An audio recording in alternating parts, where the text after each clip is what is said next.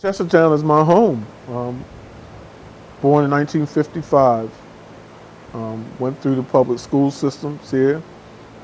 I graduated high school in 73 from Kent County. We were the second graduating class from Kent County High School. Went on to Delaware State University, graduated in 77 with a degree in music education. Taught public school for 28 years in Delaware, Maryland, and not recently, but in 2014 retired out of the Cape Henlopen School District. I was the band director at the high school for a number of years, for about 5 years. Yes, my grandfather raised myself and my cousin, and he was an influential civil rights leader here in Chestertown. He was responsible for a lot of social change back in the 60s, in the mid-60s, and he was responsible for bringing the Freedom Riders into town. Chestertown has always been that kind of place where social change and people were allowed to express their feelings about social change. I think a lot of it has to do with the college being in town and developing an atmosphere of openness. And whenever you have a college in a town, the perception of things is different. People are more open-minded or more willing to try new stuff. And I think that is really the case here in Chestertown.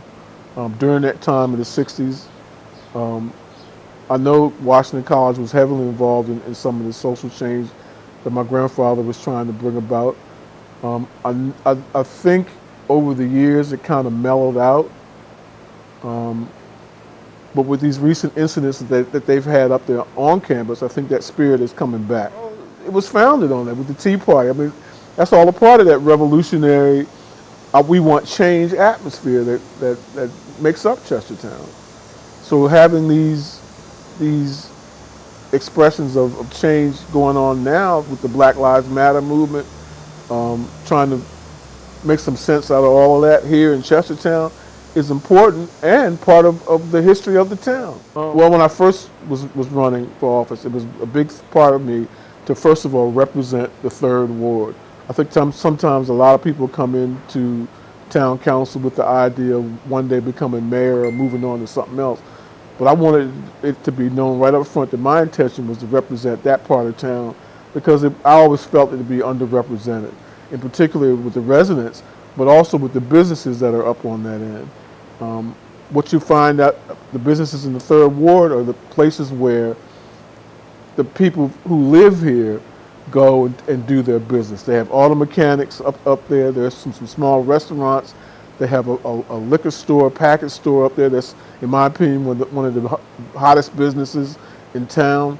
And now with the development of the Rail to Trail project that went through, that had the opportunity to bring more people out there and see what it had to offer. You have a whole nother part of town that people don't even recognize or appreciate is out that way. So now this is my 3rd year in now, I still see a need for more attention to be paid to that part of town.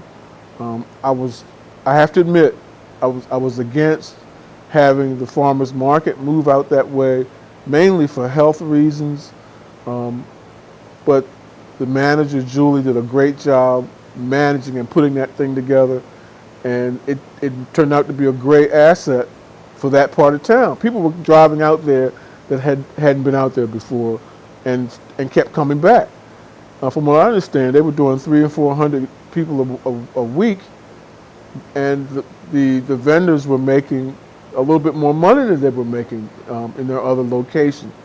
So I fought really hard to keep them out there, but I do understand the need to move back downtown. We just changed the zoning for properties over 10 acres to allow it to have structures that are 4 stories high on it, which is going to bring in a new housing development, I think, in my neighborhood out in the Talbot Blvd, Talbot Avenue area, which I think is going to be great because from what I understand, it's going to be a 55 plus, and I could be wrong on that, but it's going to suit the needs of people who need better housing.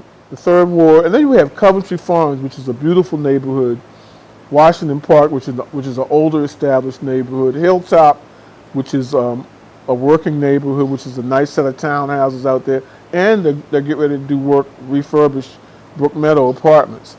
So that's why at every town council meeting you will always hear me talk about the third ward being the hotbed of activity. It's the largest ward in town. It has the largest voting block in town.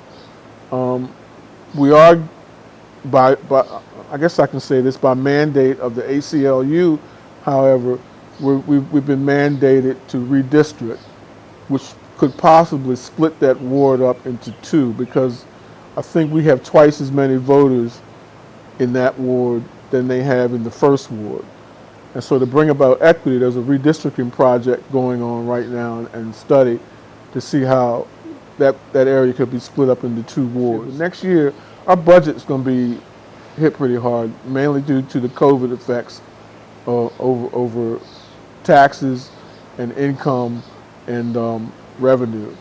I think that's going to be our biggest challenge, is to try to figure out how we can continue to maintain the services that people expect without having to cut too much stuff away. One of the things that David Foster has been promoting is this tax differential issue where the county needs to pony up and pay its share back to us for the services that they don't provide to us. I think that's going to be helpful if that ever comes through. I think it's helpful that the hospital maintains a positive image with the town representatives. I'm excited about the Dixon Valve project and the economic boom that it's going to bring to the town once we get through the tax issues with that. I'm also excited about this thing with the county allowing the data centers possibly to come to this area, and that's going to bring in hopefully some new businesses that are going to want to make Chestertown their home.